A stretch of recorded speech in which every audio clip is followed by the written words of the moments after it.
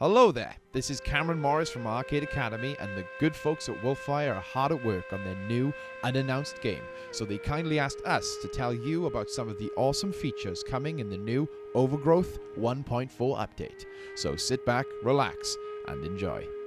The first major addition in this update is the official release of Drika's story, an all-new campaign set in the Therium 2 universe.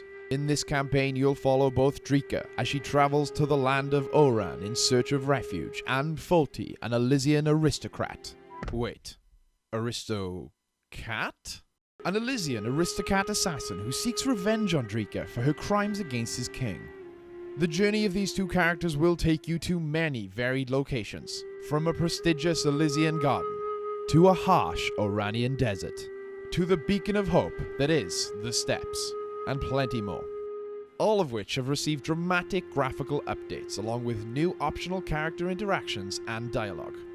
We've also expanded upon the existing levels from the original Drika story mod and even added some entirely new levels, so even if you've played this before, there'll be plenty of new things for you to explore.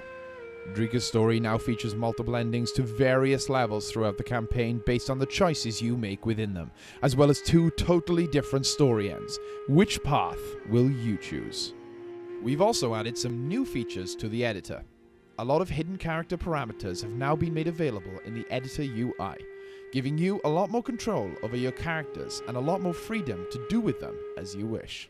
There's also a new parameter to allow characters to flee from a fight when their health gets to a certain point, so it's now possible to properly program enemies who don't want to die, also known as cowards.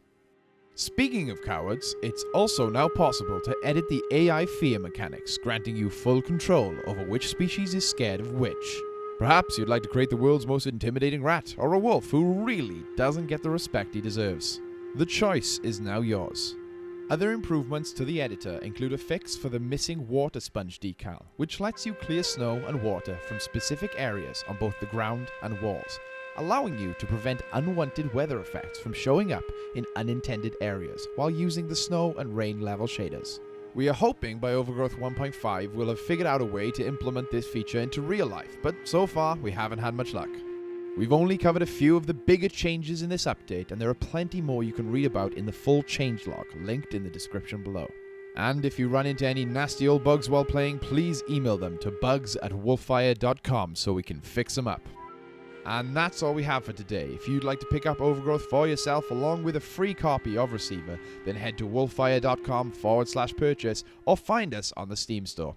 If you'd like to stay up to date on all the ins and outs at Wolfire, then feel free to follow us on Twitter @Wolfire or subscribe to our subreddit r/Overgrowth.